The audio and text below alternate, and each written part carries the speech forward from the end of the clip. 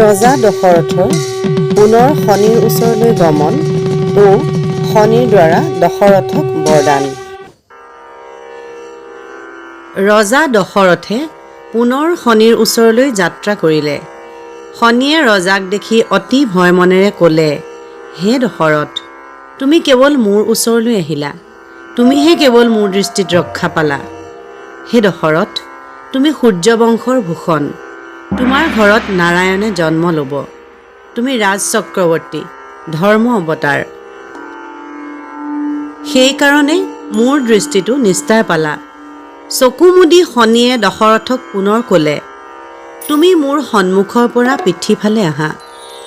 পূব দৃষ্টি সুদৃষ্টিত যাৰ ফালে চাওঁ তাৰেই শৰীৰ ভস্ম ছাই হৈ যায়।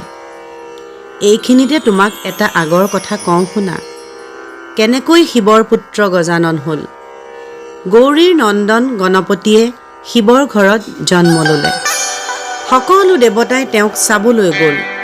দেৱতাসকলে ক'লে, হে দেৱী, তোমাৰ আদেশত সকলো দেৱতাই আহিল, কেৱল শনিহে নাহিল। তেতিয়া দেৱীয়ে মোৰ ওচৰলৈ দূত পঠাই দিলে। ময়ো কৈলাশৰ শিখৰলৈ পুত্ৰক চাবলৈ গ'লোঁ। যেতিয়াই শুভদৃষ্টিৰে মুখৰ ফালে চালোঁ, সকলোৱে ক'বলৈ ধৰিলে, গণেশৰ মূৰটো নাই। দেৱতাসকল বিস্ময় হ'ল। পাৰ্বতীৰ দুখ দেখি শিৱ চিন্তিত হ'ল। পাৰ্বতীয়ে ক'লে, ইয়াতেই দেৱতাসকল সকলো থাকোঁতে মোৰ পুত্ৰৰ মূৰটো কোনে নিলে? দেৱতাসকলে চিন্তা কৰি ক'লে, হে বিশ্বমাতা, শনিৰ দৃষ্টিত গণেশৰ মাথা ভস্ম হ'ল। দেৱতাৰ কথা শুনি ভৱানীয়ে ৰোষ কৰিলে। কুলপতিয়ে মোক বধিবলৈ আহিল। মই পলাবলৈ ধৰিলোঁ, কিন্তু ক'তো স্থান নোপোৱা হ'লোঁ। উপায় নাপাই দেৱতাৰ আঁৰত গৈ লুকালোগৈ। দেৱীয়ে মহাকোবে হাতত শূল লৈ আহিলে। পাৰ্বতীৰ কোপত দেৱতাসকলো কঁপিবলৈ ধৰিলে। সকলো দেৱতাই স্তৱ কৰিবলৈ ধৰিলে।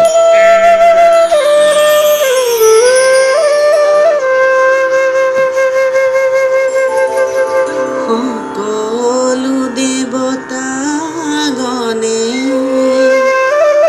কৰি নস্ত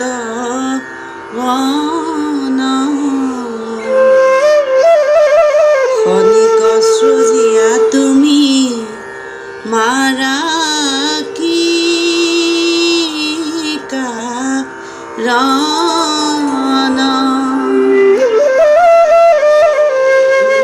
আদ্যা শক্তি মাতা জগতৰ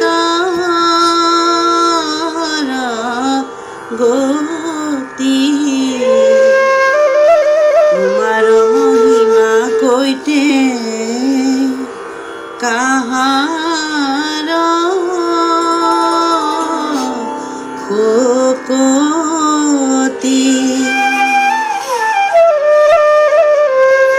তুমি সেদি চাহাবৰ পৰম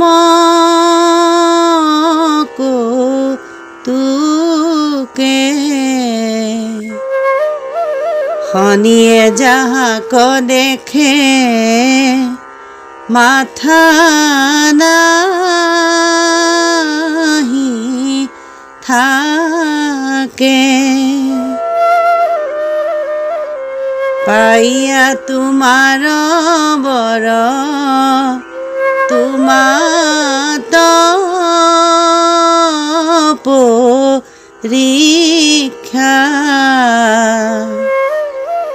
তুমি যদি তাক মাৰা কে কৰি বৰক্ষা।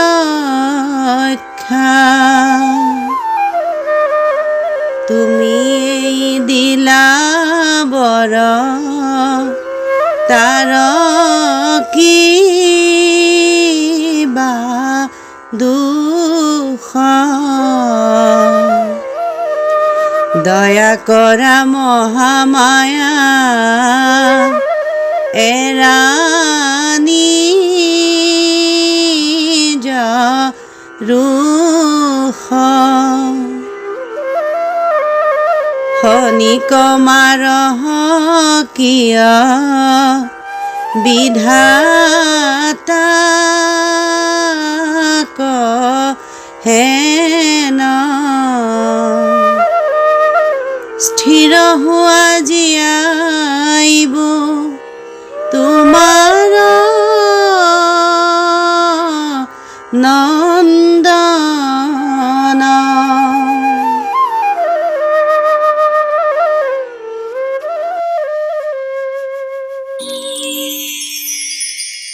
ব্ৰহ্মাই এই বুলি কৈ পৱনক আজ্ঞা কৰিলে, হে পৱন, যোৱা, তুমি উত্তৰ ফালে শুই থকা হস্তীৰ মূৰটো কাটি আনা।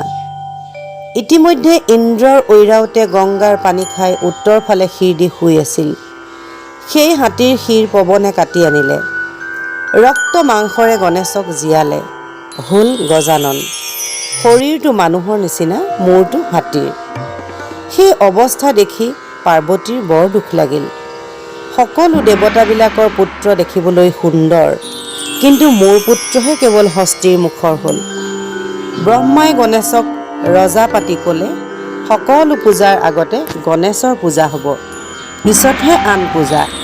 আগতে গণেশক নুপুজি অন্য দেৱতা পূজা কৰিলে তাৰ পূৰ্বৰ সকলো ধৰ্ম নষ্ট হ'ব। সিফালে হাতীৰ শোকত ইন্দ্ৰই কান্দিবলৈ ধৰিলে, কাৰণ উচৈশ্য বা ঘোঁৰা আৰু ঐৰাৱত হাতী এনে সম্পদৰ কাৰণে ইন্দ্ৰৰ এটা নাম সুৰপতি। পিছত ব্ৰহ্মাই পুনৰ পৱনক আজ্ঞা কৰিলে, পশ্চিম ফালে যি শুই আছে তাৰ শিৰ কাটি আনা। তেওঁ গৈ পালেগৈ, পশ্চিমমুখীয়াকৈ শ্বেতহস্তী এটা শিৰ দি শুই আছে। পৱনে সেই মূৰ কাটি আনি দিলেহি। প্ৰাণ পাই ঐৰাৱতে নিজ ঘৰলৈ গ'লগৈ। পাৰ্বতী দেৱীয়ে তেতিয়া দেৱগণক বিদায় মাগি ঘৰলৈ গ'লগৈ। শনিয়ে দশৰথক ক'লে, হে দশৰথ, মোৰ দৃষ্টি পৰিলে গণেশেই হওক বা আন কোনোবাই হওক, কাৰোৱেই নিস্তাৰ নাই। মানুহ হৈ তুমি বাৰে বাৰে ইয়ালৈ আহি আছা। সূৰ্যবংশত জন্মৰ কাৰণে তুমি নিস্তাৰ পাইছা। ময়ো সূৰ্যৰ কুমাৰ, একে বংশতে জন্ম হোৱাৰ কাৰণে তুমি নিস্তাৰ পালা। তুমি কি কাৰণে মোৰ ওচৰলৈ আহিছা? কি বৰ লাগে কোৱা, মই তোমাৰ অভিলাষ পূৰণ কৰিম। তেতিয়া দশৰথে ক'ব ধৰিলে, হে শনি, তোমাৰ দৃষ্টি ৰোহিণীত থকাৰ কাৰণে মোৰ দেশত বৃষ্টিপাত নোহোৱা হ'ল। তেতিয়া শনিয়ে ক'লে, আজিৰ পৰা ৰোহিণীত দৃষ্টি এৰিম, তুমি সোনকালে দেশলৈ যোৱাগৈ।